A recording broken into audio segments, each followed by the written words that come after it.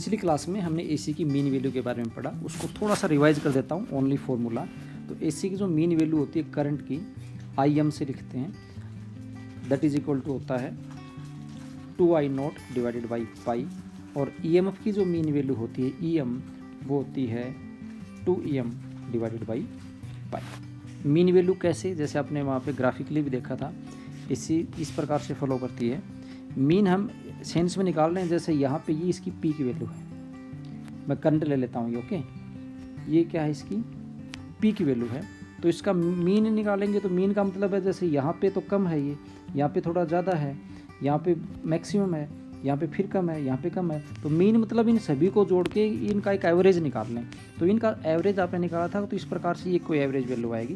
तो ये आपकी इस करंट है, तो इसको क्या लिख देंगे हम, IM लिख देंगे। और आपको पता है एवरेज वैल्यू हमेशा 0 से लेकर T/2 हाफ साइकिल में निकाली जाती है।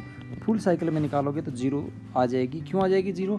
क्योंकि ये जो साइकिल है सेकंड हाफ साइकिल, इसकी वैल्यू आएगी नेगेटिव, इसकी वैल्यू आएगी -2I0 डिवाइडेड बाई पाई आएगी, और इसकी पहले वाले की आ रही है +2I0 डिवाइडेड बाई पाई। तो टोटल जोड़ निकालेंगे तो आ जाएगी 0। तो यहाँ से क्वेश्चन भी बनता है हमारे पास, और वो क्वेश्चन ये आता है कि जो ऑर्डिनरी गैल्वेनोमीटर होते हैं, जिसको हम क्या बोलते हैं, DC galvanometer, DC galvanometer can't be used to measure AC को मेजर करने के लिए हम DC के गैल्वेनोमीटर्स यूज़ नहीं करते हैं। क्यों यूज़ नहीं करते हैं, ये आपके पास क्वेश्चन है। उसका रीज़न ये है कि जो DC गैल्वेनोमीटर होता है, DC का जो गैल्वेनोमीटर होता है, गैल्वेनोमीटर या फिर एमीटर, आपको पता है गैल्वेनोमीटर से एमीटर बनाया जाता है, या फिर वोल्टमीटर, ये होते हैं। ये क्या करते हैं, ये फुल साइकिल मेजर करते हैं। ये एवरेज वैल्यू निकालते हैं, average value over full cycle.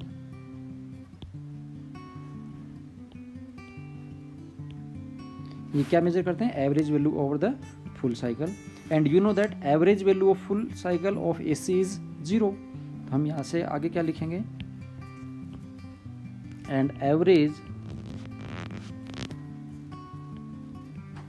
Value of AC over full cycle is 0, that's why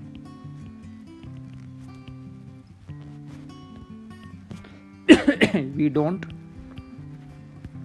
use DC galvanometer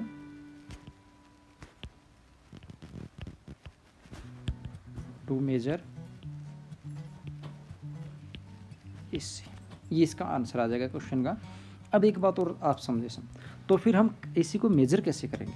तो AC जो मेजर होती है ना, वो होती है AC जो होती है, ये नेक्स्ट पॉइंट है, AC जो होती है, आप नोट करके लिख लेंगे अलग से, AC can be measured by it's heating effect. Heating effect, AC को हीटिंग इफेक्ट से मेजर कर सकते हैं। इसलिए AC को मेजर करने का जो डिवाइस होता है उसको हम बोलते हैं हॉट वायर गैल्वेनोमीटर। AC को मेजर करने का जो गैल्वेनोमीटर होता है वो कौन सा होता है, हॉट वायर गैल्वेनोमीटर होता है, और ये हीटिंग इफेक्ट पे काम करता है। और जो हीट वायर गैल्वेनोमीटर होता है ये RMS वैल्यू मेजर करता है। क्या मेजर करता है, RMS वैल्यू। और ये जो RMS है, यही हमारा आज का टॉपिक है कि AC की RMS वैल्यू क्या होती है। पहले RMS की फुल फॉर्म देख लो आप। R का मतलब होता है रूट,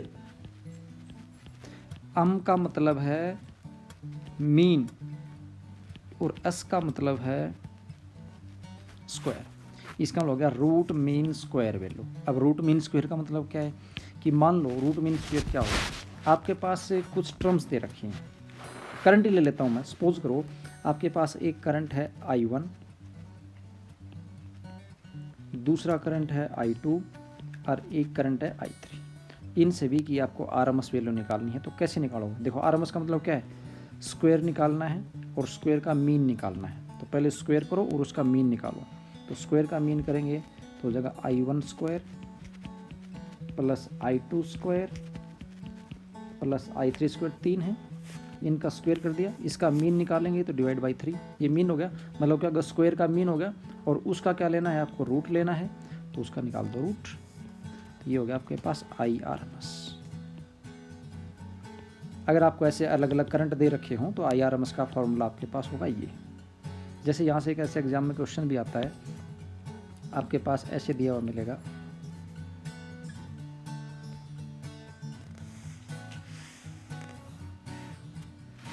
ये ऐसे करंट फ्लो है, ओके, और यहाँ पे लिख देगा 2 एम्पियर, यहाँ लिखा -2 एम्पियर, और आपको क्या निकालना है, इसकी आरएमएस वैल्यू निकालनी है। तो आरएमएस निकालने कितने करंट हो गए आपके पास यहाँ पे, 1 2 और कितने हो गए 3। तो आरएमएस कैसे निकलती है, आरएमएस निकलेगी आपके पास 2 का स्क्वायर, इसका स्क्वायर, फिर इसका स्क्वायर, प्लस इंटू -2 का स्क्वायर, और फिर इसका स्क्वायर, तो प्लस कितना हो जाएगा, फिर से 2 का स्क्वायर, और डिवाइड बाई कितने हैं ये 1 2 3, 1 2 3 है ना, कितने हैं 1 2 और ये कितने हैं 3, तो डिवाइड बाई 3, और इसका क्या कर देना है मुझे, रूट। कितना बना मेरे पास ये आपके पास 2 का स्क्वायर कितना हो गया 4, प्लस अगले का भी हो जाएगा 4 प्लस 4 डिवाइड बाई 3, और इसका हो गया रूट, यानी कितना हो गया 3 इंटू 4 डिवाइड बाई 3, और इसका root, 3 cancel 3, that is equal to 2 ampere. तो आरएमएस वैल्यू कितनी आई 2 एम्पियर, ऐसे हम इसको निकाल सकते हैं। ओके, अब देखिए, अब हम आरएमएस वैल्यू निकालते हैं, और आरएमएस वैल्यू को कैसे निकालते हैं उसकी पहले हम डेफिनेशन निकालते हैं। तो डेफिनेशन क्या होती है आरएमएस वैल्यू की, डेफिनेशन को आप पहले अच्छे से समझ लें, फिर आपको डेरिवेशन आ जाएगा। तो क्या होती है आरएमएस वैल्यू की डेफिनेशन, मैं पहले करंट के लिए लिखता हूँ ना, हम क्या लिखते हैं, RMS value of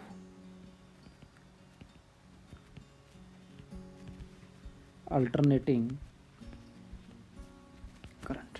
alternating current की आरएमएस वैल्यू क्या है, हम वो निकालने वाले हैं। और सबसे पहले हम निकल रहे हैं डेफिनेशन। तो डेफिनेशन को आप ध्यान से देखना, और डेफिनेशन समझने के बाद ही डेरिवेशन आप इजीली कर सकते हैं। कैसे होगा देखते हैं। तो देखिए डेफिनेशन क्या है, it is that value of steady state current which would generate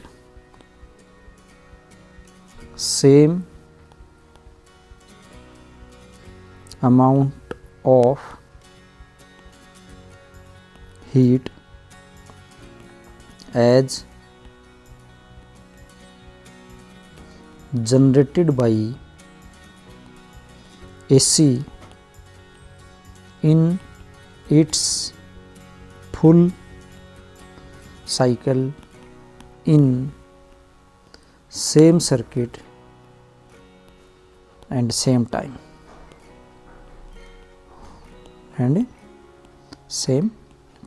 मतलब समझें इसका मतलब क्या है। देखिए इसमें क्या लिखा है, it is that value of steady state current which would generate same amount of heat. क्या जनरेट करता है, heat, as generated by AC in its full cycle. कितने साइकिल में, पूरे साइकिल में, in the same time, same circuit, same circuit मतलब उसी circuit में जिसमें स्टेडी स्टेट करंट करता है, एंड द सेम टाइम, और उतने ही टाइम में। उतने ही टाइम का मतलब मान लीजिए DC का आप लेते हो 1 सेकंड का, तो AC का भी कितना लेना है, 1 सेकंड का लेना है। और साइकिल कितना होना चाहिए AC का, 0 से लेकर T तक पूरा साइकिल होना चाहिए। तो उसमें जो भी हीट जनरेटेड होगी वो क्या होगी, उसकी होगी आरएमएस वैल्यू। तो ये होगी आपके पास आरएमएस वैल्यू। अब इस आरएमएस वैल्यू का हमें करना है डेरिवेशन। तो अच्छे से समझें डेरिवेशन हम कैसे निकालने वाले हैं। तो सबसे पहले हम करंट का कर रहे हैं। तो आपको पता है करंट जो होता है उसको हम रिप्रेजेंट करते हैं, करंट को किसे रिप्रेजेंट करते हैं, I is equal to I0 sine omega T. और you know that this is the instantaneous current, I is equal to I0 sine omega T is the instantaneous current. देखो ये जो साइन है ना, इस प्रकार से फ्लो करता है AC। तो इधर आप ओमेगा टी लेंगे, यहाँ करंट लेंगे I। जब T कोई किसी भी इंस्टेंट के ऊपर टाइम लोगे तो मान लीजिए टी आप इतना ले लेते हो, तो यहाँ पे ओमेगा टी की वैल्यू कैलकुलेट करोगे इस पॉइंट के ऊपर, तो यहाँ करंट इतना है। जब टी को थोड़ा और आगे बढ़ाओगे तो यहाँ ओमेगा टी की वैल्यू कैलकुलेट होगी, तो फिर इतना करंट है। टी को थोड़ा और आगे बढ़ाओगे तो ओमेगा टी की वैल्यू यहाँ कैलकुलेट कर लोगे, तो उसके अकॉर्डिंग आपके पास करंट की ये वैल्यू आ जाएगी। ऐसे करके हम निकालते हैं, ठीक है। मतलब ये साइन के टाइम के साथ साथ इस प्रकार से इसमें चेंज आ रहा है। अब हम क्या कर रहे हैं, देखो सर्किट के अंदर जो हीट है ना, इंस्टेंटली तो जनरेट होती नहीं है, हीट धीरे धीरे करके, जैसे आपने स्टार्टिंग में इतना टाइम लिया, ये टाइम लिया, तो इसकी हीट निकालेंगे, ऐसे इतनी हीट जनरेट होगी। करंट धीरे धीरे सर्किट में चेंज हो रहा है, तो हीट भी धीरे धीरे चेंज हो रही है, और जब वो यहाँ से लेके यहाँ तक आ जाएगा पूरे साइकिल में, तो टोटल हीट आ जाएगी। तो हम क्या करते हैं, पहले इंस्टेंटेनियस हीट निकाल लेते हैं। क्या निकाल लेते हैं, instantaneous heat, DH is equal to वो हो जाएगा I² RdT। कितना हो जाएगा, I² RdT हो जाएगा। DH हो गया आपके पास I² RdT। और अब हम यहाँ से क्या करते हैं, यहाँ से वैल्यू पुट कर देते हैं। आपके पास आएगा DH is equal to, I का वैल्यू कितना है, ये स्क्वायर करेंगे तो हो जाएगा I0² sin² omega T into R है, और क्या हो जाएगा, DT है। इसको रीअरेंज करके लिख ले थोड़ा सा, तो DH इज इक्वल टू आपके पास हो जाएगा I0² R sin² omega T DT। अब देखिए DH, हमने DH क्यों निकाला, सर्किट में जब भी हीट पैदा होती है तो हीट अचानक से पैदा नहीं होती है, धीरे धीरे करके पैदा होती है। एग्जाम्पल लेके देखो आप, जैसे आपका हीटर है, हीटर में जैसे आप इलेक्ट्रिसिटी सप्लाई करते हो, तो इलेक्ट्रिसिटी सप्लाई करते ही उसके जो फिलामेंट है वो तुरंत हॉट नहीं हो जाता, वो धीरे धीरे करके होता है। पहले थोड़ा सा गर्म होगा, फिर ज़्यादा और फिर अपनी सैचुरेशन वैल्यू ले लेगा।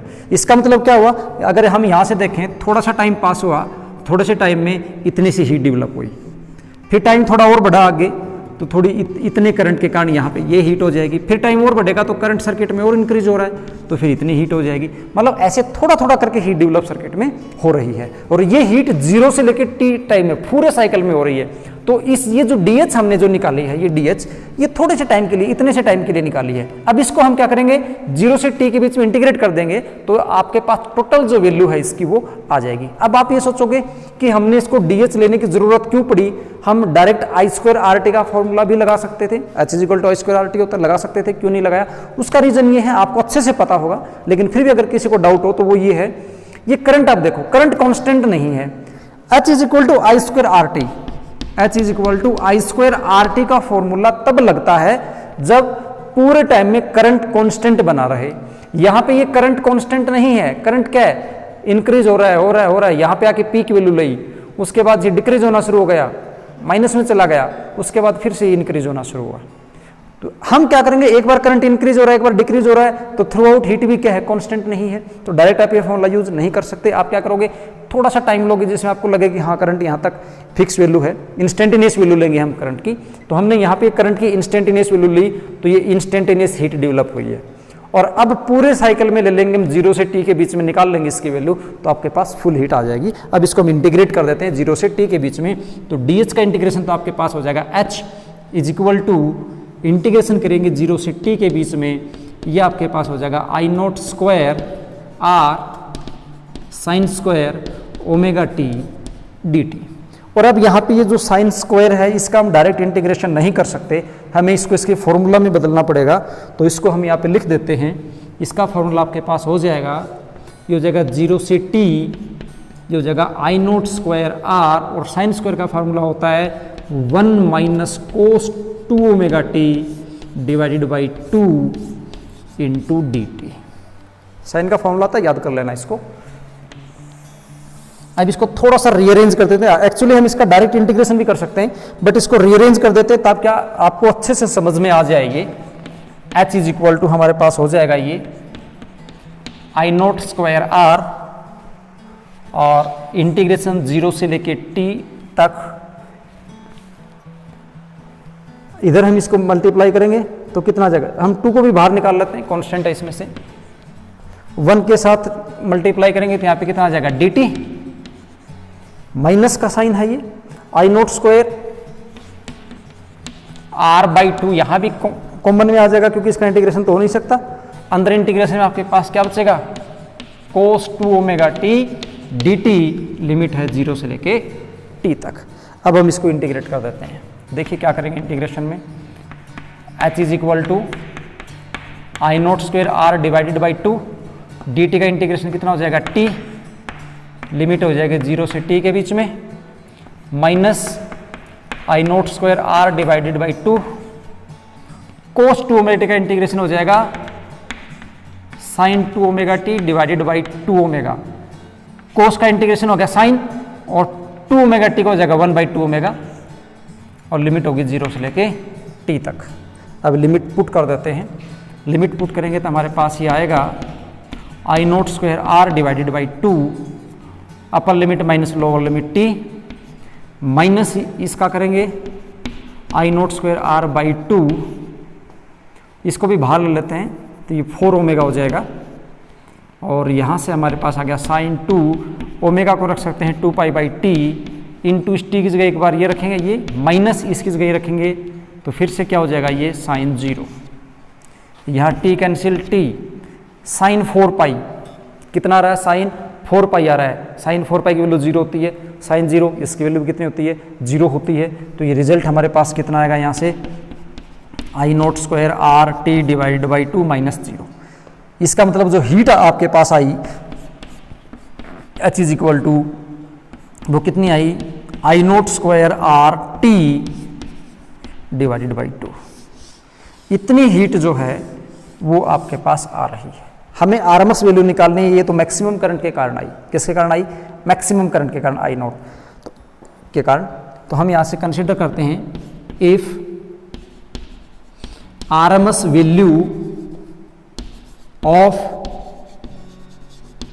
Current is I note I RMS, अगर हम आरएमएस करंट को आई आरएमएस से रिप्रेजेंट कर दें then H is equal to आपके पास हो जाएगा I square R M S R into T, क्या हो जाएगा I square R M S R into T हो जाएगा। अब देखो आर एम एस करंट इतनी हीट डेवलप करेगा, सर्किट में 0 से t के बीच में इतनी हीट डेवलप हो रही है, मतलब ये दोनों हीट सेम है, तो इसको हम बराबर कर देंगे और यहाँ से आपका जो रिजल्ट है वो रिजल्ट आ जाएगा। तो यहाँ से हम क्या करने वाले हैं आगे, आप देख रहे हो यहाँ से I square R M S into R T is equal to आपके पास आया I naught R T divided by 2, R T cancel R T and I R M S is equal to I naught root 2। यहाँ से I R M S की value कितनी आ जाएगी आई naught root 2, और इसको 1/√2 की वैल्यू अगर यहाँ पे आप पुट करेंगे तो आई आर एम एस आपके पास आने वाला है 0.707 आई नोट। ये मैंने ऑलरेडी डिवाइड करके रखा हुआ है, आप करके देख लेना, इतनी ही वैल्यू आने वाली है 0.707 आई नोट। तो आर एम एस जो होता है वो मीन करंट का इतना होता है। फिर से देखिए आप डायग्राम में यहाँ ध्यान से समझ लेना, ये था इसकी पीक वैल्यू, आरएमएस करंट जो होता है वो ये आई नोट पीक वैल्यू है, मीन नहीं है, आई नोट क्या है पीक वैल्यू। ये जो पीक वैल्यू है इसकी आई नोट, उसका 0.707 टाइम जो होता है वो कौन होता है आरएमएस करंट होता है। और एक बात और ध्यान रखना, सर्किट में ऑलवेज आरएमएस करंट फ्लो करता है। जो आपका हाउस होल्ड सर्किट होता है, हाउस होल्ड सर्किट में ऑलवेज आरएमएस करंट फ्लो करता है। कौन सा करंट फ्लो करता है आरएमएस करंट फ्लो करता है हाउस होल्ड सर्किट में। अब यहां से हम एक क्वेश्चन निकाल के देखते हैं। देखिए आपके पास मान लो घर में 220 वोल्ट की सप्लाई आ रही है, वोल्टेज का भी मैं आपको बता देता हूं, डेरिवेशन आपको खुद कर लेना है, मैं आपको नहीं बताने वाला। क्या होगा मैं हिंट दे देता हूं। RMS value of alternating current हमने निकाला, अगर आपको वोल्टेज का निकालना होगा तो आप यहां से क्या करेंगे, इसकी जगह आप लिखेंगे E is equal to E naught sine omega T. क्या लिखेंगे E is equal to E naught sine omega T. D H is equal to I square R D T होता है। आई को आप क्या लिख सकते हो, आई को लिख सकते हो E डिवाइड बाई आर, तो E naught square by R into R D T हो जाएगा। ओके, और यहाँ E की जो वैल्यू है वो कितनी है, ई नोट साइन ओमेगा टी, तो E की जगह आप क्या लिख देंगे, ई नोट साइन ओमेगा टी रख देंगे। तो यहाँ पे जहां भी आपके पास आई नोट है वहाँ पे आ जाएगा E naught divided by R, तो यहाँ पे आ जाएगा E naught square divide by R square into R, ये आर कैंसिल हो जाएगा, तो आपके पास बचेगा E naught square by R, तो यहाँ भी बचेगा E naught square by R, ये आर खत्म हो जाएगा, E naught square by R, ये आर खत्म हो जाएगा, ऐसे चलता जाएगा और लास्ट में जो रिजल्ट उसका आएगा आपके पास वोल्टेज का, वो वोल्टेज का रिजल्ट आएगा वी नोट या ई नोट, जो भी है ई एम एफ से करोगे तो ई, वोल्टेज करोगे तो वी, तो ये आपके पास हो जाएगा V naught divided by root 2, result यही आएगा उसका भी। आई नोट की जगह सिर्फ क्या हो जाएगा वी नोट या ई एम एफ निकालोगे तो हो जाएगा ई नोट। ओके, तो आप खुद अपने आप कर लेना, आपके लिए होमवर्क है ये। मैं एक क्वेश्चन बता रहा था इसके ऊपर, जैसे आपके पास आरएमएस जो वोल्टेज आएगी V naught divided by root 2, आपके घर में जो वोल्टेज आती है वो वोल्टेज हमारे घर में आती है 220 वोल्ट सप्लाई। कितना आता है? 220 सप्लाई वोल्टेज आता है।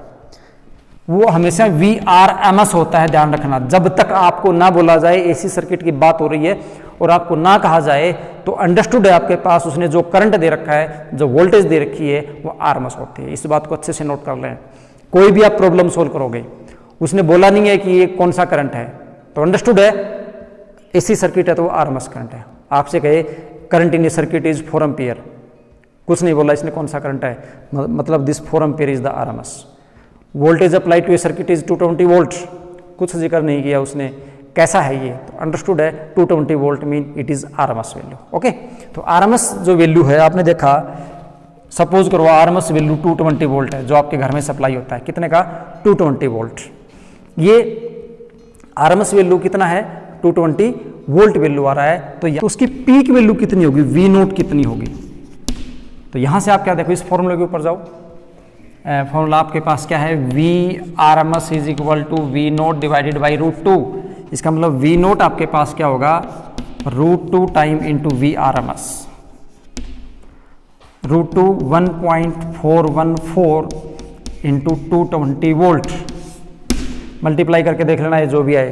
मतलब सर्किट में वोल्टेज है कितनी? 220, बट एक्चुअली सर्किट में आपको फील कितना होगा? दिस RMS वैल्यू सर्किट में फ्लो करती है, बट जब वो पीक वैल्यू के ऊपर पकड़ता है, ये पीक पकड़ता है यहाँ पे, तो आपको इतनी वोल्टेज वो देता है। इसलिए एसी जो होती है वो बहुत ही खतरनाक होती है। 220 वोल्ट है, इतने वोल्टेज का आपको जो शॉक है वो फील करवाती है। इसको अगर मल्टीप्लाई करेंगे तो ये 200 है, 4.14 से मल्टीप्लाई करो, ये 300 के आसपास जाना चाहिए, ऐसा कुछ कर देना आप मल्टीप्लाई जो कुछ भी है। तो यहाँ से हम देखते हैं कि RMS वैल्यू से पीक वैल्यू ज़्यादा खतरनाक होती है एसी की, मतलब पीक वैल्यू ज़्यादा होती है, RMS वैल्यू कम होती है। और फिर से एक बात मैं आपको रिपीट कर देता हूँ कि एसी सर्किट में जो फ्लो करता है वो ऑलवेज RMS फ्लो करता है। एसी सर्किट में क्या फ्लो करता है? ऑलवेज RMS फ्लो करता है। वो कुछ भी दे रखा हो, जब तक मेंशन नहीं कर रखा है कि वो कौन सी वोल्टेज है, तो आप लेके चलेंगे कि वो RMS वोल्टेज है।